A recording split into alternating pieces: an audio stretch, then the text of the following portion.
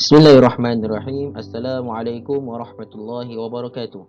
Saya Muhammad Nur Firash bin Azman 061705. Jadi insya-Allah pada hari ini bulan kami akan menjelaskan serba sedikit tentang tajuk pengurusan masjid. Baiklah, pengurusan masjid. Pengurusan masjid bermaksud urus tadbir sesebuah masjid yang baik berdasarkan kepada peraturan yang telah ditetapkan berpandukan kepada Al-Quran dan hadis. Jadi di sini terdapat 6 aspek yang menjadi asas kepada pengurusan sesebuah masjid. Iaitu yang pertama, kemudahan asas.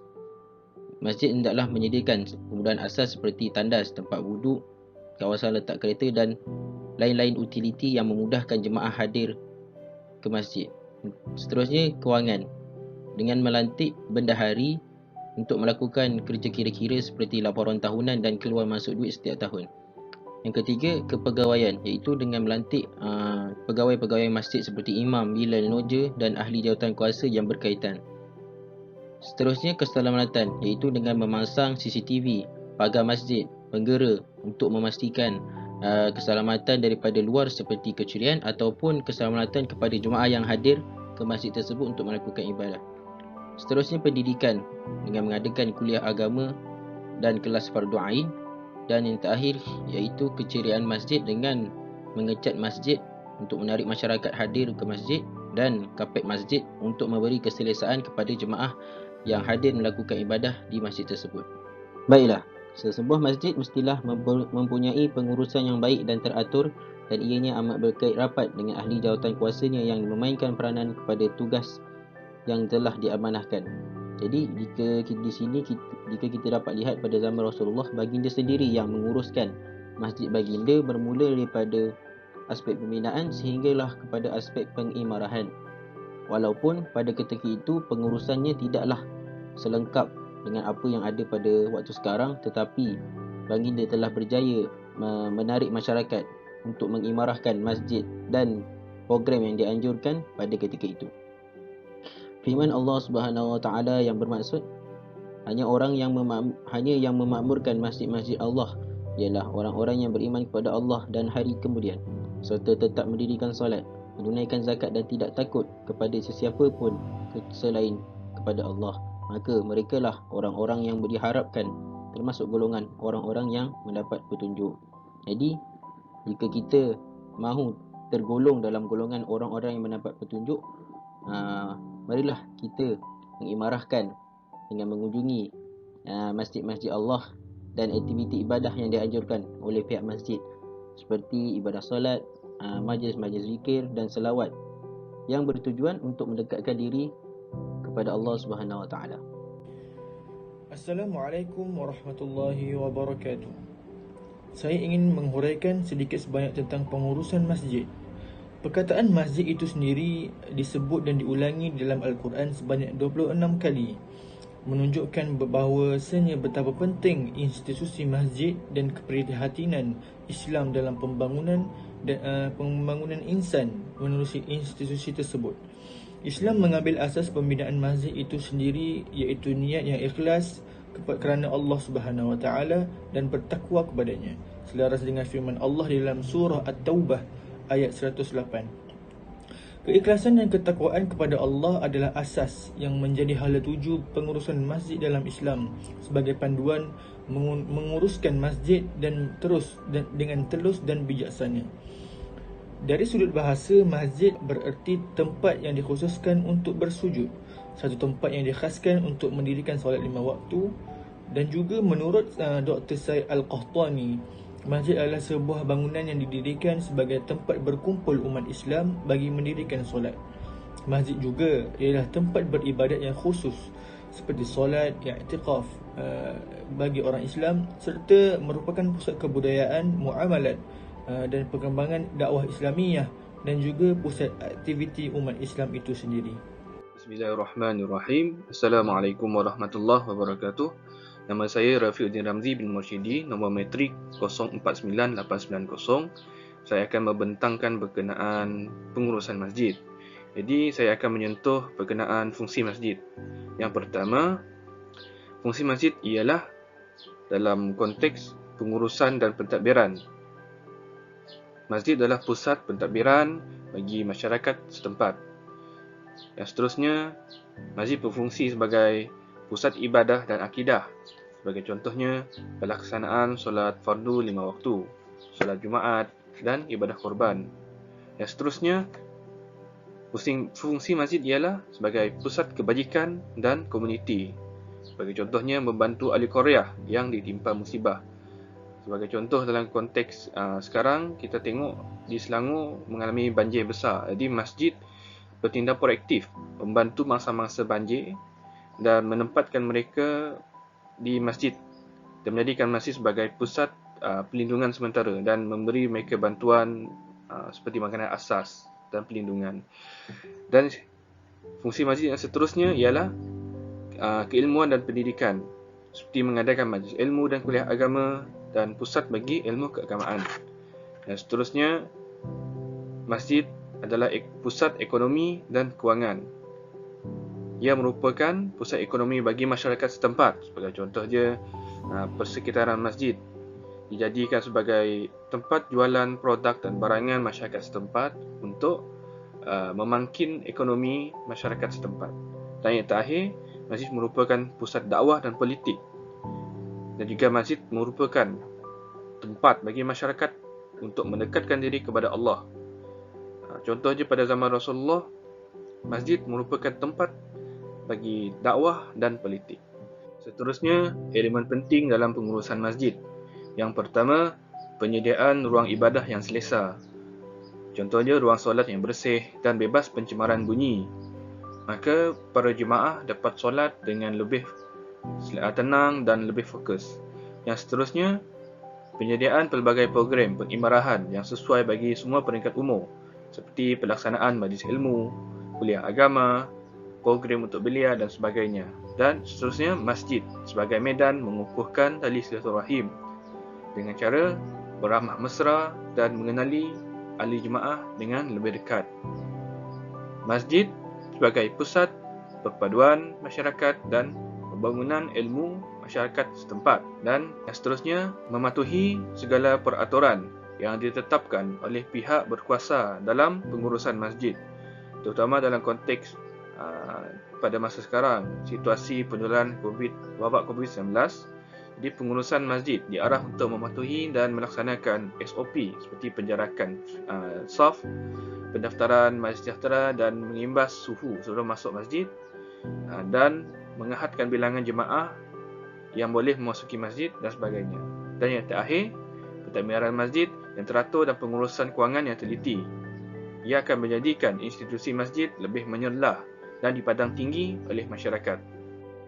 Assalamualaikum warahmatullahi taala wabarakatuh. InsyaAllah pada hari ini saya akan membincangkan tentang pembentukan ahli jawatan kuasa di dalam masjid. Nama saya Muhammad Nursan bin Mazni Fairuz, nombor metrik 059257. Okey, kita pergi kepada yang pertama sekali, iaitu imam.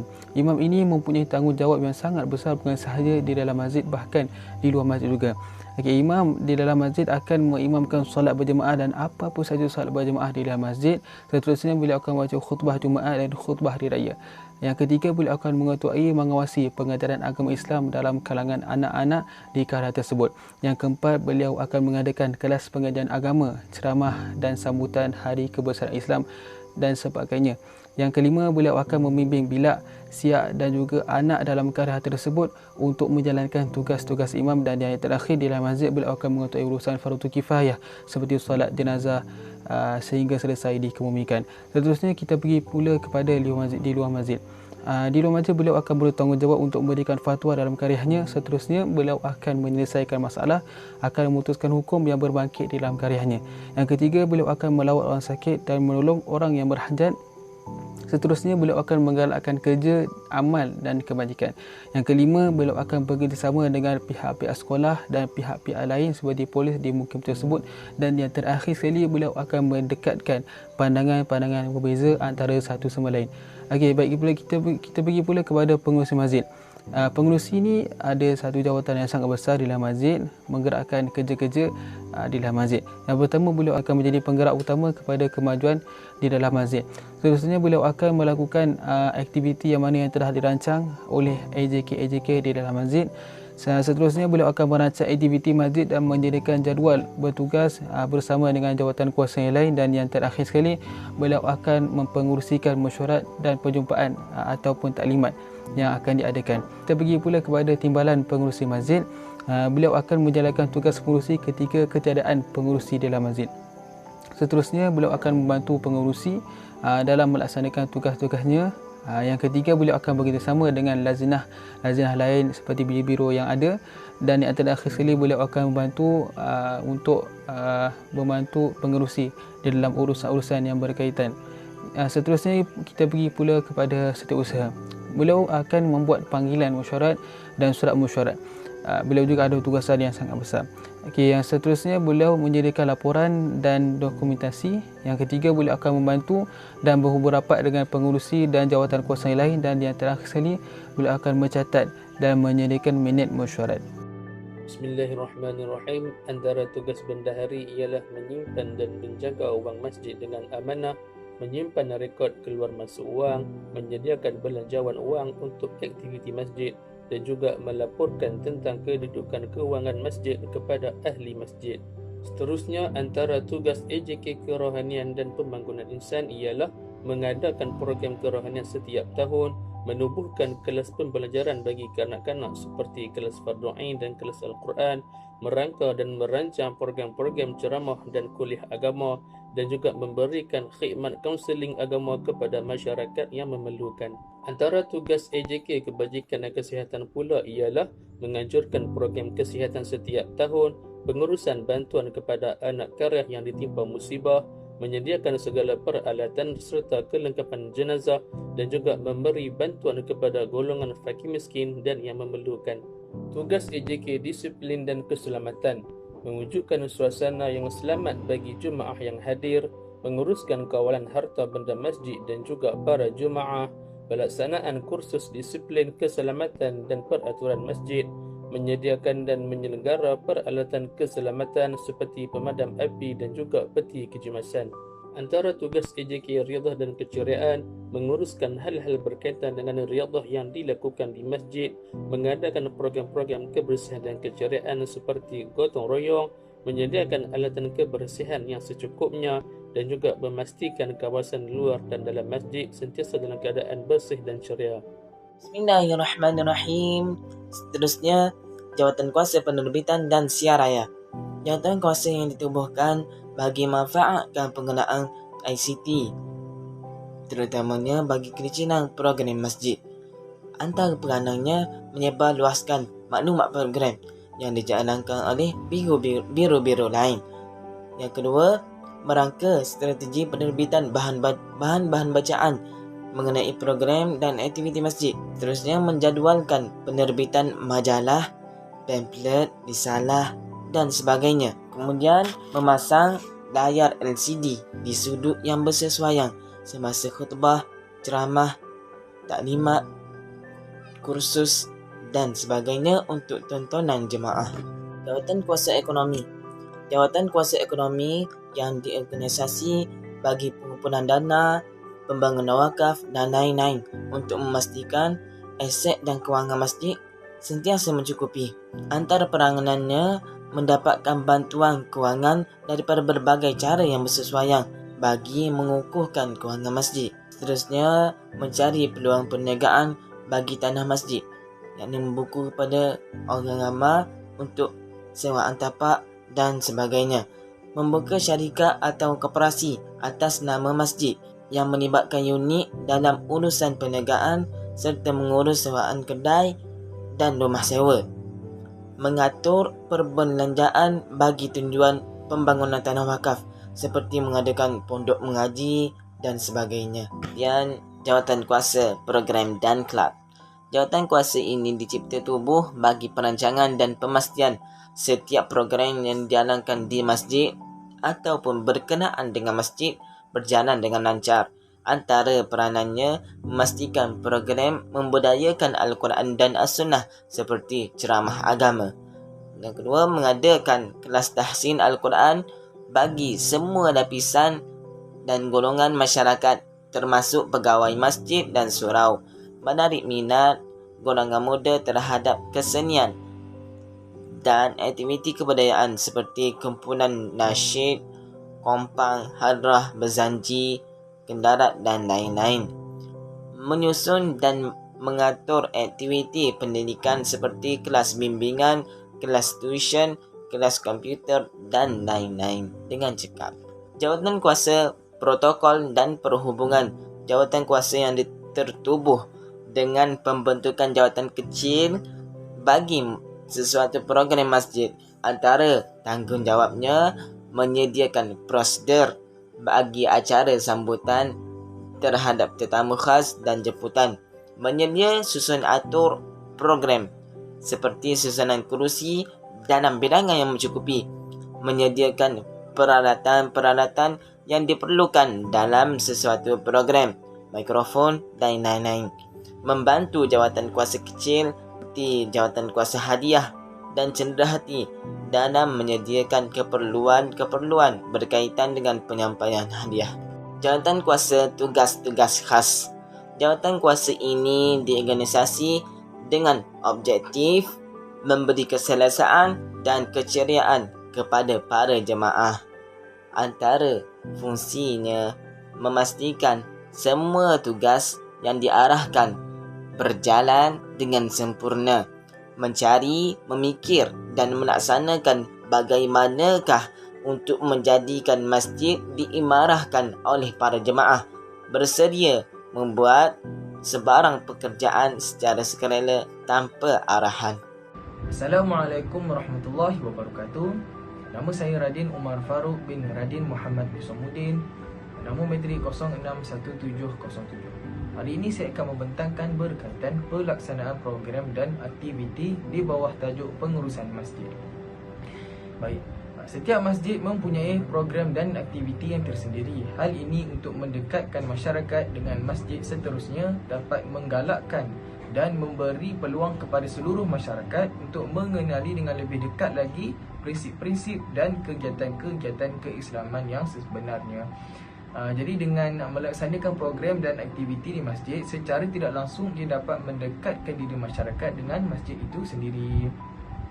Seterusnya, untuk menjayakan setiap program dan aktiviti, pihak masjid perlulah membuat persediaan yang secukupnya, terutama pada 3 perkara, iaitu pengendalian projek, penyediaan penyata kewangan dan penyediaan laporan. Jadi yang pertama iaitu pengendalian projek. Pihak masjid mestilah mempunyai kertas kerja yang lengkap, dan kertas kerja tersebut perlulah meliputi tajuk projek, pengenalan projek, matlamat projek, objektif, bidang perbincangan, tema projek, tarikh dan tempat penyertaan, struktur organisasi, anggaran belanjawan, tentatif projek dan penutup.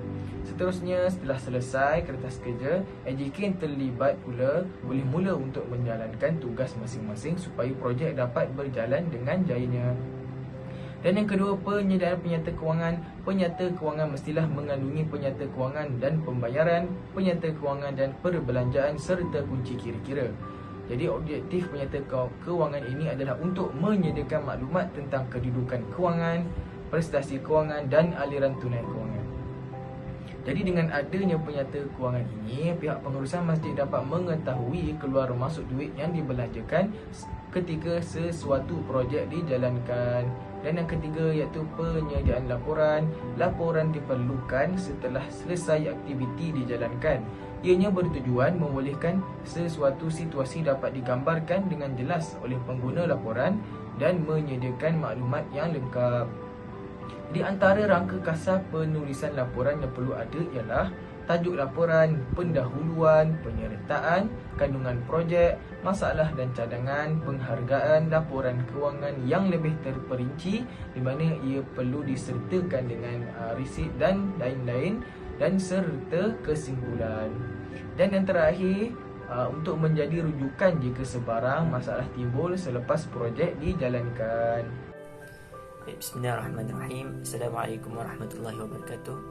Nama saya Muhammad Arif Mukri bin Kamal, nombor metrik 060262. Jadi insyaAllah hari ini saya akan menerangkan tentang pengendalian aktiviti masjid. Jadi untuk mengendalikan aktiviti masjid ini, kita perlu mempunyai jawatan kuasa yang khusus untuk mengendalikan aktiviti masjid ini. Jadi jawatankuasa perlulah mempunyai unit atau biro yang akan mengendalikan hal ehwal perancangan aktiviti dan program. Penyusunan jawatankuasa ini perlulah berasaskan perwakilan lembaga ataupun jawatankuasa pentadbir perlu mempunyai wajah yang mewakili seluruh masyarakat sekitar kawasan dan ataupun korea-korea yang berdekatan dengan masjid itu. Setiap wakil daripada kawasan tersebut hendaklah bertanggungjawab terhadap pembangunan di kawasan atau karya-karya masing-masing. Lembaga ataupun jawatankuasa pentadbir ini perlu mempunyai kecenderungan berhikmat, ketekunan menjalankan tugas, kejujuran dan kebolehan memegang suatu jawatan. Dan jawatankuasa pentadbir ini juga mempunyai dua, iaitu jawatankuasa pentadbir dan jawatankuasa kecil. Tanggungjawab kedua-dua jawatankuasa ini adalah memenuhi dan melaksanakan segala ketetapan yang tertera di dalam enakmen ataupun peraturan yang diputuskan oleh lembaga pentadbir. Selain itu, jawatankuasa ini juga memikirkan dan merancangkan aktiviti dari semasa ke semasa yang berfaedahlah untuk masyarakat dan masjid. Mereka juga bertanggungjawab untuk bekerjasama di dalam setiap projek yang dilaksanakan oleh lembaga atau bironya serta komited terhadap tugas dan mencari penyelesaian ke atas setiap hal bangkit berkaitan dengan masjid. Dan terakhir sekali, jawatankuasa ini hendaklah hanya memegang satu jawatan sahaja untuk mengelakkan bebanan duplikasi dan menjamin kesucian masjid dan anasir-anasir yang tidak diingini. Bismillahirrahmanirrahim. Saya akan menerangkan pembentukan jawatankuasa dan tugas setiap unit. Yang pertama ialah unit pentadbiran. Unit ini bertanggungjawab mengurus segala urusan bersangkutan dengan pentadbiran, pengurusan dan hubungan dengan pihak kerajaan. Seterusnya ialah unit dakwah dan penerangan. Unit ini mengendalikan hal keagamaan dan dakwah untuk membangkitkan kesedaran terhadap unsur-unsur keislaman. Seterusnya ialah unit pendidikan. Unit pendidikan mengendalikan urusan pendidikan dan pengajaran seperti menjadikan masjid sebagai pusat saluran ilmu melalui kelas-kelas pembelajaran bagi kanak-kanak, menggerakkan kumpulan marhaban, berzanji, kumpulan nasyid dan kelas bimbingan bahasa Arab. Seterusnya ialah unit kemasyarakatan dan kebajikan. Unit ini mengendalikan hal ehwal masyarakat Muslim agar dapat menyesuaikan diri dengan tuntutan syariah. Seterusnya ialah unit kewangan. Unit kewangan bertanggungjawab mengendalikan urusan sumber kewangan dan pembangunan ekonomi masjid. Seterusnya ialah unit wanita. Unit wanita mengendalikan urusan berkaitan muslimat dan segala permasalahan yang dihadapi oleh mereka. Seterusnya ialah unit belia. Unit belia merancang aktiviti yang boleh menarik minat anak muda sama ada lelaki ataupun perempuan untuk ke masjid. Seterusnya ialah unit logistik, iaitu harta benda masjid dan persekitaran. Unit ini mengadakan program-program kebersihan dan keceriaan masjid, memastikan semua tempat tumpuan pengunjung dalam keadaan bersih seperti ruang solat, bilik kuliah, tempat wuduk dan bilik air. Unit ini juga menyediakan kemudahan di luar masjid seperti rak kasut, simpanan beg dan tempat letak kenderaan bermotor yang teratur. Seterusnya, unit ini juga mengadakan jadual giliran pembersihan di kalangan ahli-ahli Korea. Seterusnya ialah unit penerbitan. Unit penerbitan merupakan unit yang menguruskan berkaitan hal ehwal penerbitan. Dan unit yang terakhir ialah unit penyelidikan, perancangan dan penilaian. Unit ini membuat penyelidikan terlebih dahulu sebelum sesuatu aktiviti dilaksanakan, baik berkaitan dengan dakwah, kebajikan dan sebagainya. Assalamualaikum warahmatullahi wabarakatuh. Baik, hari ini saya akan bercakap mengenai aktiviti pengimarahan masjid. Aktiviti pengimarahan masjid ni dapat dibahagikan kepada 4 bahagian, iaitu aktiviti harian, aktiviti mingguan, aktiviti bulanan dan juga tahunan. Baik, kita terus kepada aktiviti harian. Aktiviti harian yang dapat dilakukan untuk mengimarahkan masjid iaitu mengadakan solat secara berjemaah 5 waktu kali sehari. Kita dapat lihat pada hari ini masjid kurang dikunjungi dengan alasan wabak yang sedang melanda dan ini sepatutnya diberi perhatian oleh pihak masjid. Kemudian kita terus kepada aktiviti mingguan. Aktiviti mingguan ini dijalankan sekali atau beberapa kali dalam seminggu secara berkala, iaitu contohnya dengan mengadakan kuliah fardu ain mingguan.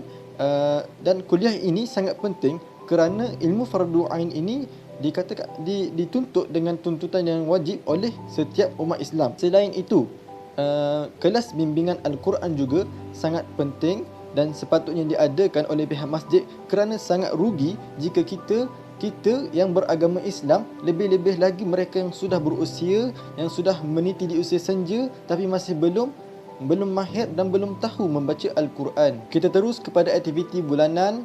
Contoh aktiviti bulanan dapat diadakan dengan mengadakan kursus kahwin kepada mereka yang ingin melangsungkan perkahwinan, khususnya kepada golongan belia. Hal ini bagi memberi pencerahan dan juga persediaan awal kepada mereka mengenai perjalanan dalam menempuhi dan menghadapi bahtera perkahwinan. Kemudian aktiviti bulan yang kedua yang dapat diadakan adalah dengan mengadakan kelas bahasa Arab. Ia turut penting bagi mereka yang ingin memahami dan mendalami bahasa Al-Quran.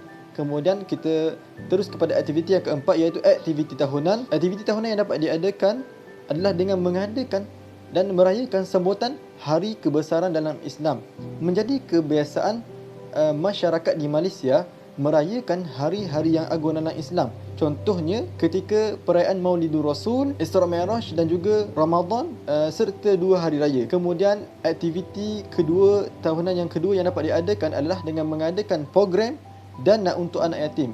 Kebiasaannya program ini diadakan pada bulan puasa dengan cara berbuka bersama dengan anak yatim sekaligus dapat mengeratkan hubungan di antara sesama pihak masjid dan juga anak yatim. Itu sahaja dari saya. Terima kasih.